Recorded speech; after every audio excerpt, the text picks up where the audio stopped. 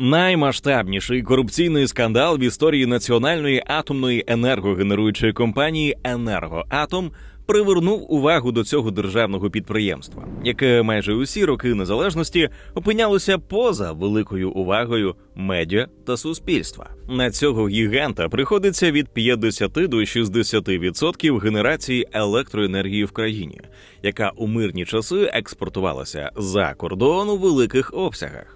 Саме «Енергоатом» робив Україну членом унікального клубу країн із великою потужністю атомних електростанцій. В рамках розслідування Національного антикорупційного бюро встановили, що щонайменше 100 мільйонів доларів були виведені з компанії, які мали піти на захисні споруди та обладнання.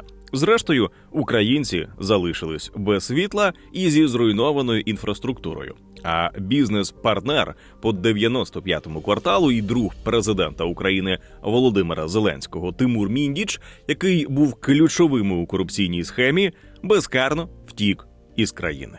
З кожного великого тендеру «Енергоатому» знімали 10-15% відкату. Гроші виводилися через підставні фірми і переводилися в готівку. Усе це відбувалося на тлі рекордного збільшення фінансів у «Енергоатомі».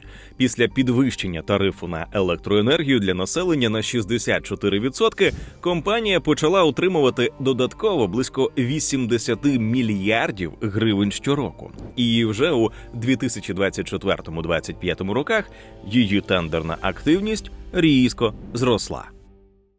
Докладно і про саму схему, і про її фігурантів, де вже виявили причетність діючих на момент розслідування міністра юстиції Германа Галущенка, міністра енергетики Світлани Гринчук, віце-прем'єр-міністра Олексія Чернишова та багатьох інших ми розповіли у нашому щотижневому випуску «Ціна тижня». Посилання на екрані та в описі. Енергетика – базова галузь економіки України, яка забезпечує сталу роботу промисловості, високий рівень життя в Україні. Особливо ми це відчуваємо у місяці війни, коли агресивна Росія атакує та нищить українську промисловість, у першу чергу саме енергетику України, намагаючись зробити життя українців важким, а то й нестерпним. Саме тому ми підготували відео, в якому розповімо про ядерну енергетику України та про «Енергоатом». Розберемо, чому провалилась реформа корпоративного управління, де під носом у наглядової ради, у складі якої були іноземці та президент Київської школи економіки Тимофій Мілованов, відбулися масштабні оборудки. І що робити з компанією тепер? Сань, позич 300 гривень. Наш. Хочу собі нову квартиру. За 300 гривень? Так можна задонатити і виграти. Ти ж у мене вже вчора позичав. Ну, бо чим більше донатів, тим більше шансів. А я дуже хочу цю квартиру. Так я теж хочу. То донать, там 3 квартири розіграють. У Києві, у Вінниці і у Львові. 3? Тоді і я хочу. А для кого збір? Для 3-го армійського корпусу. Так це ж ми. Так я тому і доначу. А хто виграти може? Та хто завгодно. 3 квартири від трійки. Донать від 300 гривень на потреби 3-го армійського корпусу та вигравай одну з 3 квартир у Києві, Львові та Вінниці. Чим більше донатів, тим більше шансів. Чим більше донатів, тим менше Після здобуття незалежності почалися реформи в управлінні атомною енергетикою України. У грудні 1991 року підприємства атомної енергетики були об'єднані у концерн «Укратоменергопром», який у січні 93-го було реорганізовано у Державний комітет України з використання ядерної енергії Держкоматом України. З 1996 року атомною енергетикою в Україні опікується компанія «Енергоатом», яка, відповідно до змін у законодавстві, в подальшому зазнала кілька реорганізацій, проте завжди залишалася 100% державним підприємством. Акціонерне товариство «Енергоатом» – це найбільша енергетична компанія України та одна із найбільших у промисловості країни. «Енергоатом» стабільно входить у десятку компаній країни за оборотом. У 2023 році дохід склав 153,8 мільярдів гривень. а у 2024 році понад 207 мільярдів гривень. Однак із прибутковістю у компанії проблеми. Якщо у 2024-му чистий прибуток склав 1,3 мільярди гривень, то роком раніше «Енергоатом» зазнав збитків на понад 11 мільярдів гривень. У різні роки «Енергоатом» забезпечував 50-60% виробітку електроенергії в Україні. За корпоративною структурою власності «Енергоатом» – державна компанія із акціонерною формою управління. Вона на 100% належить державі, керується законами України та нормами корпоративного управління. Функції з управління корпоративними правами та єдиним майновим комплексом НАЕК «Енергоатом» здійснює Кабінет міністрів України. Про це ми теж будемо докладно говорити, адже від ефективності управління великою мірою залежить ефективність роботи станцій. Компанія «Енергоатом» була створена на базі діючих атомних електричних станцій. До цього кожна АЕС була окремою юридичною особою. Велися окремі бухгалтерії, окрема звітність. При тому, що, власне, комерційних задач атомні станції не вирішують. Вони виробляють електроенергію в обсягах, скільки скажуть диспетчери, та дозволяють технології. Компанія була заснована 17 жовтня 1996 року відповідно до постанови Кабінету міністрів номер 1268 та призначена оператором ядерних установок, відповідальним за усі діючі українські атомні електростанції, на яких експлуатується 15 атомних енергоблоків, із яких 13 типу ВВЕР-1000 і 2 ВВЕР-440 з загальною встановленою потужністю 13 835 МВт. Крім того, компанія експлуатує 3 гідроагрегати Ташлицької ГАЕС встановленою потужністю 453 МВт та 2 гідроагрегати Олександрівської ГЕС встановленою потужністю 11,5 МВт. Згідно із статистичним оглядом Energy Institute, Україна у 2024-му посідала 10-те місце у світі за обсягом виробленої електроенергії АЕС із часткою 1,9% від світових обсягів. Недалеко відпустив від себе Іспанію та Індію. Основна діяльність НАЕК «Енергоатом» полягає у виробництві електроенергії на атомних станціях, забезпечення безпеки експлуатації та підвищення ефективності роботи атомних електростанцій, безперебійного енергопостачання суб'єктів господарювання та населення, а також забезпечення постійної готовності України до швидких ефективних дій у разі виникнення аварій на підприємствах атомної енергетики, радіаційних аварій у промисловості. До сфери діяльності входять також будівництво нових і зняття з експлуатації діючих ядерних установок, закупівля ядерного палива, фізичний захист ядерних установок та навчання персоналу атомних електростанцій.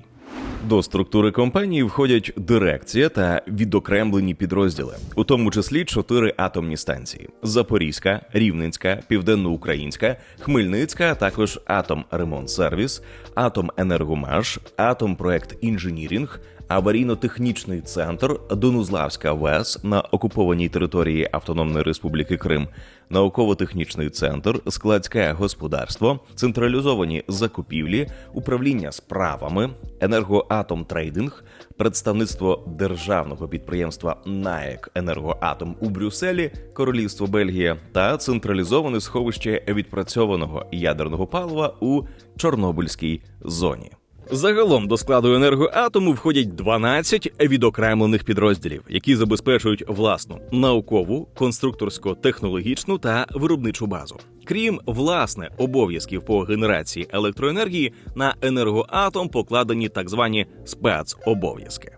До спеціальних обов'язків держпідприємства «Енергоатом» у фінансовій моделі належить оплата гарантованому покупцю. Держава платить іншому держпідприємству гарантований покупець за те, щоб електроенергія для населення залишалася доступною. Сума розраховується так. Беруть різницю між реальною вартістю електроенергії, за якої ПУПи, постачальники універсальних послуг, її купують, і ціною, яку сплачують побутові споживачі, потім множать цю різницю на обсяг споживання населенням і коригують на частку компенсації. експлуатації, яку забезпечують «Енергоатом» разом із іншими виробниками, які мають спеціальні обов'язки. Тобто «Енергоатом» не займається бізнесом. Заробляти гроші для власника, у даному випадку держава і платники податків, а забезпечує дешеву ціну на електроенергію, фактично займаючись благодійністю. Цей обов'язок не є ринковим засобом, бо спотворює принципи вільного ринку. Розглянемо кожну атомну електростанцію. Рівненська АЕС розташована поблизу міста Вараш, Рівненська область. Будівництво розпочалося 1973 року. Станція має 4 енергоблоки загальною потужністю 2835 МВт. Перші 2 енергоблоки були введені в експлуатацію 1981 року, третій – 86-му. Четвертий енергоблок став до ладу лише у 2004 році. Його будівництво на довгий час припинялося через дію мораторію на будівництво атомних станцій в Україні. Протягом останніх років Рівненська АЕС виробляє близько 12 мільярдів кіловат-годин електроенергії, що становить 16% загального виробництва на атомних електростанціях. Існують плани щодо будівництва ще одного, 5-го енергоблоку АЕС. Хмельницька АЕС розташована поблизу міста Нетішина, Хмельницька область. Будівництво розпочалося 1981 року. Станція має 2 енергоблоки загальною потужністю 2000 МВт. Перший реактор був введений в експлуатацію 1987 року, другий – 2004 року. На станції триває будівництво іще 2 реакторів, причому один із них, третій, має високий ступінь готовності, більше 75%, і планувалося введення в експлуатацію у 2025 році. Попри оптимізм керівництва компанії, експерти із самого початку висловлювали скептицизм щодо швидкого завершення будівництва, бо були невирішені фінансові питання. Будівництво нових енергоблоків здійснюється у співпраці з американською електротехнічною компанією Westinghouse Electric. Менш із тим, плани будівництва енергоблоків номер 3 і 4 на Хмельницькій АЕС доволі реалістичні. Вартість будівництва оцінюється у 4-5 мільярдів доларів. Примітно, що 2012 року фінансувати будівництво хотів уряд Росії через кредитування від Сбербанку Росії. Зараз ми добре знаємо, чого варті інвестиції та кредити з Російської Федерації. Плани будівництва стикаються із певними проблемами. Хоча переговори про купівлю 2 реакторів для будівництва нових енергоблоків Хмельницької атомної електростанції тривають з літа 23-го, однак ані український уряд, ані куратор цього проекту НАЕК «Енергоатом» не знайшли надійного джерела коштів для їх покупки. Придбати російські атомні реактори планувалося в Болгарії. Однак болгарська сторона запросила близько $1 мільярда за кожен реактор. Натомість Україна озвучила, що готова заплатити не більше $640 мільйонів. Наші західні партнери вважають, що агрегати, які готова продати Болгарія, являють собою застарілу технологію, до того ж із використанням деталей виробництва Росії. На щастя, угода так і не відбулася. Південноукраїнська АЕС розташована поблизу міста Південноукраїнськ, Миколаївська область. Будівництво розпочалося 1975 року, має 3 енергоблоки загальною потужністю 3000 МВт. Перший енергоблок введений в експлуатацію у 1983 році, другий у 1985, третій у 1989 році. Щорічна генерація електроенергії перевищує 17 мільярдів кіловат-годин, що становить понад 10% загальнодержавного виробництва електроенергії і близько 25% її виробництва атомними електростанціями України. Запорізька АЕС розташована поблизу міста Енергодар, Запорізька область. Будівництво розпочалося 1981 року. Має 6 енергоблоків загальною потужністю 6000 МВт. Перші 4 енергоблоки були введені в експлуатацію з 1985 до 1987 років. 5-й енергоблок у 89 році, 6-й у 95-му. Запорізька АЕС найбільша в Європі та третя у світі за встановленою потужністю. Більші АЕС є лише в Японії та Південній Кореї.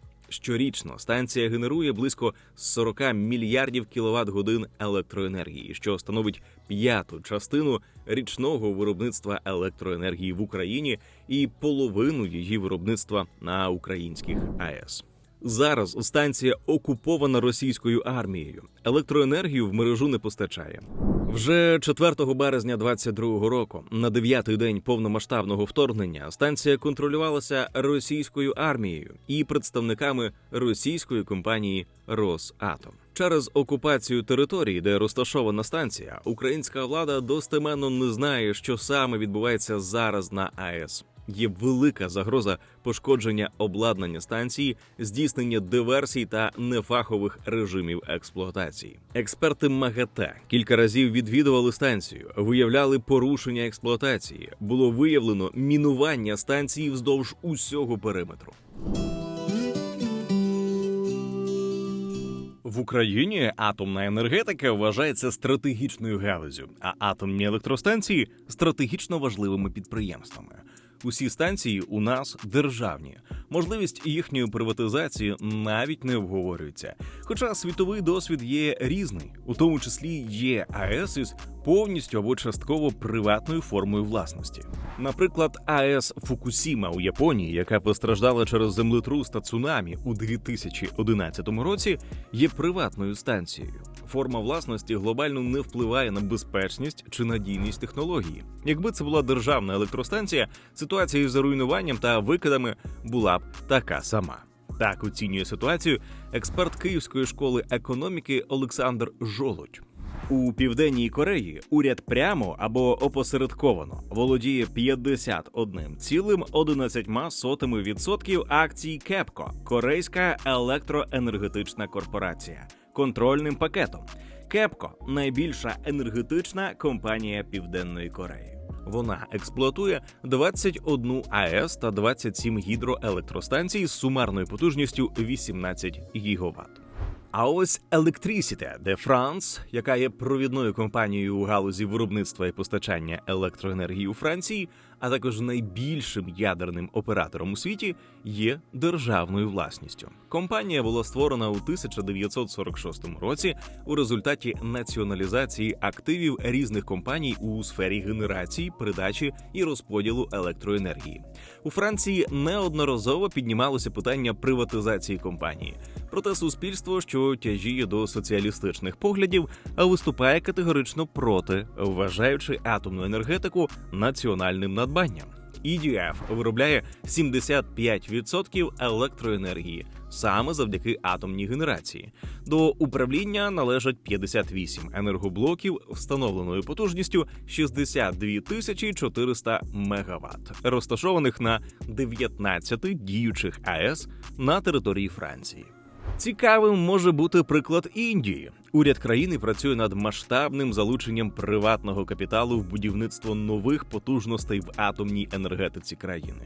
Індія пропонує приватним компаніям інвестувати близько 26 мільярдів доларів у свою ядерну енергетику, щоб збільшити кількість електроенергії із джерел, які не виробляють викидів вуглекислого газу.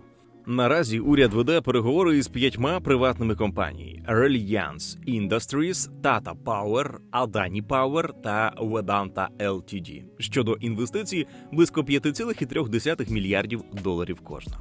Федеральний департамент з атомної енергії та державна компанія Nuclear Power Corporation of India провели кілька раундів обговорень з приватними компаніями. Завдяки приватним інвестиціям уряд сподівається побудувати 11 тисяч мегаватт нових ядерних потужностей із виробництва електроенергії у період до 2040 року. Зараз державна компанія володіє та керує атомними електростанціями Індії встановленою потужністю 7,5 тисяч мегаватт, а також інвестувала в розвиток галузі і ще на 1,3 тисяч мегаватт.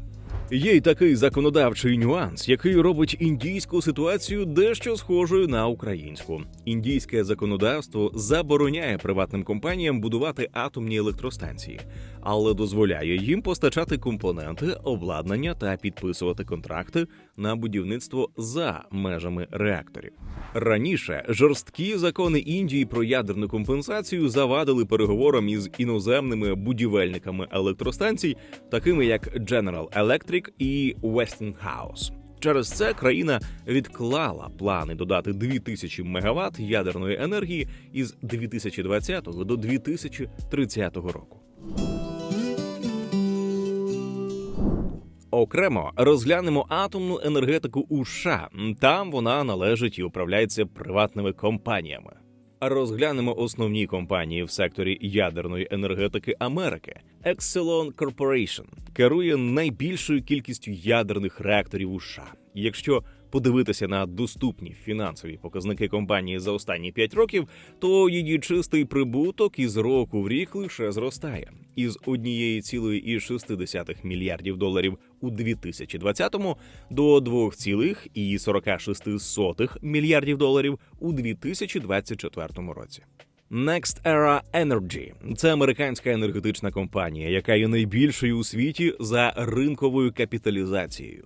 Вартість компанії складає 173,86 мільярдів доларів. Вона володіє 4 АЕС – 2 у Флориді і по одній у Вісконсіні та Нью-Гемпширі. У NextEra Energy Resources ядерна енергія забезпечує близько 20% фактичної генерації. Чистий прибуток компанії за останні роки зріс у понад 2 рази – із 3 мільярдів доларів до 7 мільярдів доларів. Duke Energy керує ядерними електростанціями на південному сході США. Атомна енергетика відіграє ключову роль в енергетиці Duke Energy, особливо в штатах Північна та Південна Кароліна. У середньому на атомні електростанції припадає приблизно 37% загальної електроенергії, виробленої компанією, і понад 96% її чистої, безвуглецевої енергії. Компанія з року в рік має середній чистий прибуток на рівні 4 мільярдів доларів. Dominion Energy входить до топ-10 найбільших американських електричних комунальних компаній за ринковою капіталізацією. Компанія обслуговує близько 7,5 мільйонів клієнтів, як електричних, так і газових у 18 штатах. Dominion Energy володіє та експлуатує 4 атомні електростанції, на яких розташовано 7 діючих ядерних реакторів у 3 різних штатах США. Атомна енергетика становить понад 40% її електроенергії. Чистий прибуток компанії коливається від 1 до 2 мільярдів доларів на рік. Остання американська компанія, яку ми розглянемо, це Thousand Company. Вона обслуговує 9 мільйонів клієнтів, електрика та газ. І, згідно із назвою, обслуговує споживачів південних штатів. Зокрема, постачає електрику до Алабами, Джорджії та Міссісіпі. Частка атомної енергетики у генерації складає не так багато, як у вище згаданих компаній – лише 17%. Компанія у 23-24 роках ввела в експлуатацію 2 атомні блоки на АЕС Вогдл у Вірджинії із метою збільшити частку атомної енергетики в генерації і зменшити частку вугілля, яке наразі займає так само 17%. Компанія фінансово доволі успішна. Чистий прибуток коливається у межах 2,4 мільярдів доларів і 4,4 мільярдів доларів на рік. Дивним чином, усі ці приватні енергетичні компанії, що володіють атомними електростанціями, прибуткові. Від цього зростає вартість їхніх акцій і капіталізація на ринку. Наприклад, в останній згаданій нами компанії Thousand Company вартість акцій у 2000 році була на рівні $15, а наразі вона складає понад $89, зростання у майже 6 разів за 25 років. А чому ми на це звернули увагу? Бо акції енергетичних компаній є частиною інвестиційних портфелей пенсійних фондів, від доходу яких американці отримують пенсії. Давайте трохи помріємо. Прибутковий енергоатом, акції якого регулярно зростають, а з ним і зростають майбутні виплати українців на пенсії, які з частини відрахувань зі своїх зарплат інвестували у цю блакитну фішку. А тепер поговоримо про приватизацію. Чи можлива в Україні поява приватної атомної енергетики? На це запитання краще дасть відповідь патрон і друг ціни держави, партнер-засновник компанії FinPoint Сергій Будкін. Він Не черговий блогер-експерт з усіх питань на світі, а людина, яка вже не один десяток років допомагає українським компаніям виходити на іноземні ринки і залучати інвестиції в Україну. Далі його пряма мова. Священні корови держкомпанії не мають бути такими священними. Енергоатом треба було приватизувати до війни, і тим більше вважаю, що НАЕК треба буде приватизувати якнайскоріше після того, як війна закінчиться. Причому приватизувати треба не тому, що я такий собі лібертаріанець, який вважає, що приватизувати треба взагалі все, а суто з погляду підвищення безпеки держави. АЕС є найдешевшим і найстабільнішим джерелом електроенергії будь-де, де вони є. В Україні АЕС, як і в будь-якій країні, де вони є, виконують функцію виробництва базового навантаження у мережі. Тобто вони виробляють більш-менш стабільний обсяг електроенергії і вдень, і вночі, і не зменшують або збільшують його протягом доби. Ця електроенергія є також найдешевшою. І це є правилом для всієї атомної енергетики у світі.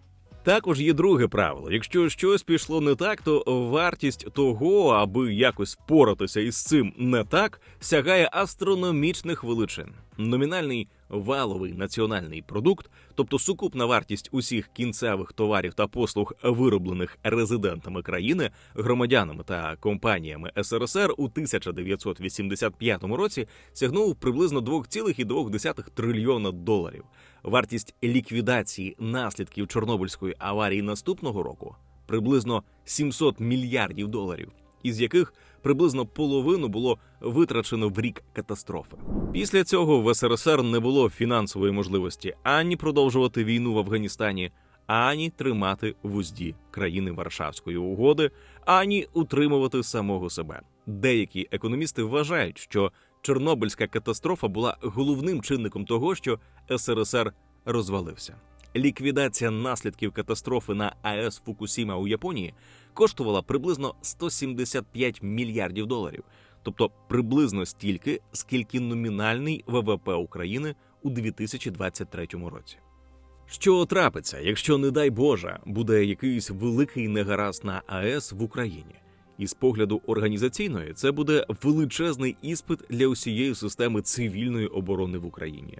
З погляду ж фінансової, це буде абсолютно непіднімне для України навантаження. Є війна чи немає, Україна просто не має грошей для того, аби повноцінно дати раду будь-якій серйозній ситуації з АЕС. А міжнародна спільнота, хоча й прийде на допомогу, не має формальних зобов'язань допомогти, і тому є ризик, що допомога прийде запізно, не та і не в тому обсязі. Продаж енергоатому французькому Фраматом, японський ТЕПКО або фінський ТВО нічого б не прибрав би із цієї картини, але додав би у неї декілька додаткових бенефітів для України. У випадку негараздів на АЕС в Україні це все одно буде величезним іспитом для усієї системи цивільної оборони. Проте, якнайменше, фінансовий тягар у цьому випадку буде хоча б частково знятий з української держави. Бо і ризики будуть застраховані, і перестраховані. Тобто фінансова боротьба із наслідками буде фінансуватися не тільки бюджетом України і суто добровільними пожертвами від інших країн, але також і світовим фінансовим сектором у вигляді страхових та перестрахових компаній, самою компанією-власником і державою походження власника енергоатому, і політична підтримка міжнародному фінансуванню буде набагато більшою. І з погляду довгострокової безпеки держави рішення про приватизацію енергоатому одразу після закінчення війни – це про безпеку держави, це не про гроші тепер і зараз, а про людські життя та гроші у тому, хай і дуже малоймовірному випадку, коли щось серйозне трапилось у системі АЕС. Перед тим, як мені будуть заперечувати і казати про те, що в світі компанії-виробники атомної енергії є державними, пропоную подивитися на структуру акціонерів компаній, які є операторами АЕС у різних країнах. Від Франції, де акціонери Framatome, Electricity de France та японська Mitsubishi Heavy Industries, до Японії – публічні компанії. Фінляндії – спільне підприємство із багатьма учасниками, включаючи найбільшу публічну енергетичну компанію Fortum, і Сполучені Штати Америки. Ну і як бачите, не наводжу інших аргументів, які мені здаються самоочевидними, ані з царини корпоративного управління або доступу до довгострокового фінансування, ані з царини трансферу технологій. Для мене це перш за все питання довгострокової безпеки країни. Кінець цитати. На жаль, про приватизацію енергоатому ані зараз, ані раніше ніхто не говорив. В якості альтернативи обрали корпоратизацію, перетворення державних підприємств у відкриті акціонерні товариства, які супроводжуються утворенням наглядових рад, у тому числі з незалежними членами. У компанії запроваджуються корпоративні стандарти прозорості і підзвітності з обов'язковими аудитами. Як результат, корпоратизація може зменшити прямий політичний вплив на діяльність підприємства, роблячи його менш залежним від політичних рішень і більше орієнтованим на бізнес-результати. 21 червня 2024 року Кабінет міністрів України своїм розпорядженням затвердив кандидатури переможців відбору на посади членів наглядової ради акціонерного товариства «Національна атомна енергогенеруюча компанія «Енергоатом». Тімоті Джон Стоун раніше обіймав посаду незалежного директора британської енергетичної компанії Horizon Nuclear Power, а також директора Європейського інвестиційного банку та очолював страхову компанію з ядерних ризиків. Крім того, Стоун обіймав посаду старшого радника державного секретаря із питань енергетики та змін клімату у Великій Британії. Також він очолює Асоціацію ядерної промисловості Великої Британії. Майкл Еліот Кріст має 30-річний стаж у ядерній енергетиці. Він є засновником та керуючим директором Euro-Atlantic Partners у Брюсселі. Кріст обіймав посади віце-президента зі стратегій та зовнішніх зв'язків для Європи, Близького Сходу та Африки, а також віце-президента по Центральній та Східній Європі у Westinghouse Electric Company. Ярик Неверович раніше обіймав посаду міністра енергетики Литви та головного радника президента Литви з питань навколишнього середовища та інфраструктури. Неверович відігравав ключову роль у переговорах щодо експлуатації Інгалінської атомної електростанції Литва.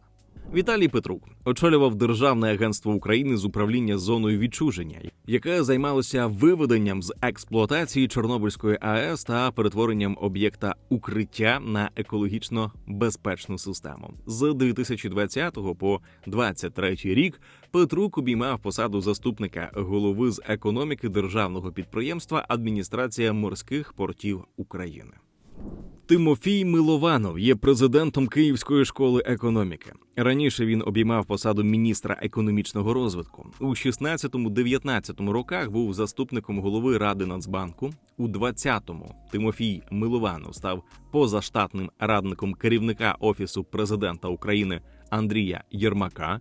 У грудні 23-го року Милованова призначили членом наглядової ради Укроборонпрому. Як визначила конкурсна комісія, саме ці люди відповідали основному завданню формування наглядової ради – створення органу управління акціонерним товариством переважно з осіб, які мають досвід роботи в суб'єктах господарювання державного або приватного сектора економіки у сфері атомної енергетики та досвід забезпечення ядерної та радіаційної безпеки при експлуатації атомних електростанцій.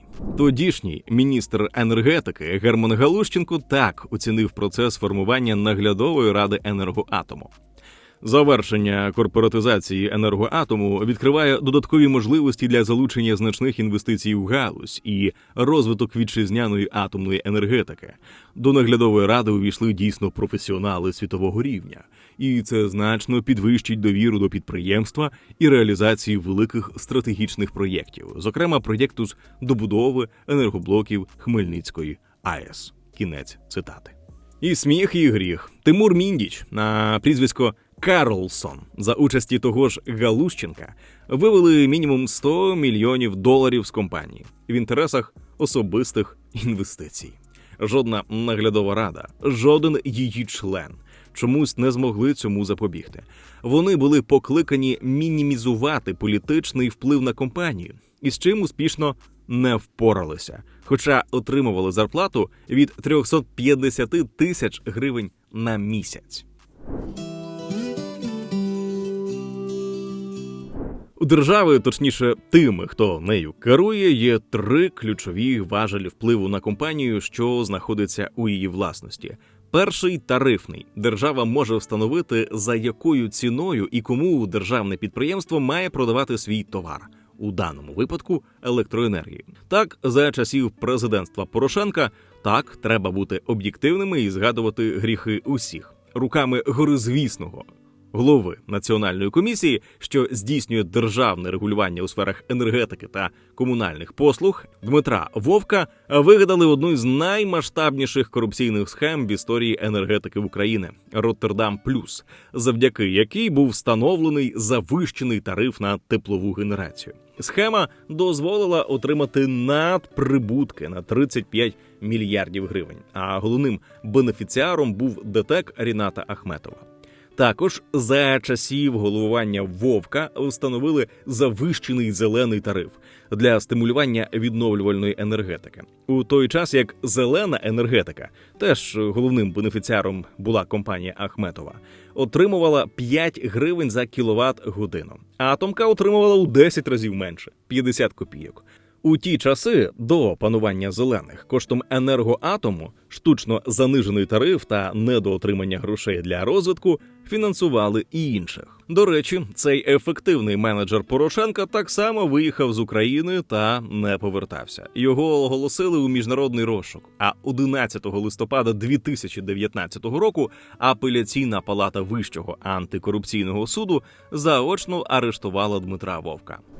Другий – законодавчий регуляторний, коли законами та підзаконними актами здійснюється вплив на роботу компаній. Наприклад, заборона приватизації, створення та робота наглядових рад. Як обирати, за якими критеріями тощо. Третій – податковий. Держава може визначити, скільки грошей і в який момент вона може забрати з компанії. Буквально свіжа новина. В енергоатому заберуть 20 мільярдів гривень надприбутків.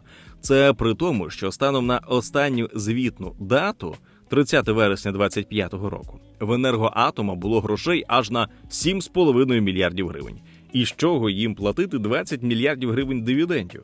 Адекватний акціонер не буде просто виймати з компанії гроші, бо йому дуже треба. Треба враховувати фінансові плани, джерела надходження коштів, прогнози ліквідності компанії.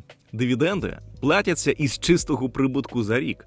Це було 1,3 мільярди гривень. Отже, державне підприємство в українських умовах слабких інституцій, високого рівня корупції, патерналізму населення, бо ж треба, щоб держава подбала за бідних українчиків, та популізму влади роздавати гроші замість економічного розвитку, завжди буде в зоні ризику. Або за її рахунок збагачуватимуться корупціонери, або влада буде використовувати як гаманець, куди завжди можна затягнути руку для своїх політичних, електоральних цілей. Дешеві тарифи для населення, щоб отримати голоси на виборах. Ми у наших численних відео розповідали, що у країнах із сильними інституціями та низьким рівнем корупції держава може володіти контрольним пакетом акцій компанії, там успішно функціонують наглядові ради, а актив приноситиме прибуток. Наприклад, у відео про Норвегію ми згадували Equinor, колись нафтогазову, а тепер енергетичну компанію. Якщо цих обов'язкових умов немає, то державні компанії будуть прокляттям, розсадником корупції та неефективності. Про це ми розповідали у відео про Південну Африку, Бразилію чи Росію. Найкраща реформа корпоративного управління та протидія корупції на державній компанії – це приватизація. Закінчити наше відео хочемо словами співвласника Нової пошти Володимира Поперешнюка, чия компанія ефективніша за державну Укрпошту та успішно виходить на міжнародні ринки доставки. Причини, що породжують корупцію, є набагато гіршими за наслідками, ніж сама корупція. Наприклад, сумнозвісний енергетичний сектор. Значна частина цієї галузі належить державі, керується централізовано, отримує державні дотації, діяльність гравців ліцензується, а ціни та умови роботи суворо регулюються. А відповідно, така система обмежує розвиток галузі, економіки в цілому. Також очевидно, що така модель природним чином є благодатним підґрунтям для створення корупції. Тобто державне регулювання створює колосальні негативні наслідки для галузі, споживачів, економіки, плюс створює умови для сірих схем. Рішення цієї проблеми єдине – приватизація та дерегуляція. Всі інші механізми, включно з антикорупційними заходами, звільненнями, підозрами, ув'язненнями – це лікування лише симптомів або наслідків, але ніяк не самої хвороби. Ми уважно читаємо ваші коментарі. Напишіть під відео ваше ставлення до нашої позиції. Ми говоримо правильні речі або несемо лібертаріанську дурню. Друзі, у нас є амбітна мета – досягнути 200 тисяч підписників на каналі до кінця 2025 року. Ви можете тривалий час нас дивитися і навіть не підозрювати, що не підписалися. Підпишіться на наш канал і розкажіть про нього родичам та друзям, а також поставте вподобайку і залиште коментар під цим відео. Ми дякуємо усім жертводавцям, патронам та спонсорам на Ютубі. Кожна ваша гривня наближає в Україні економічне процвітання та добробут, адже ми не просто робимо відео, а просвіщаємо виборців, які обиратимуть справжніх реформаторів. Допоможіть нам у цьому. Посилання про підтримку ціни держави в описі. Це відео було створено завдяки підтримці Atlas Network. Думка авторів відео не обов'язково має збігатися із Atlas Network. Підтримайте поширення якісного україномовного відео від ціни держави. Підпишіться на канал, залиште коментар під відео та поставте вподобайку.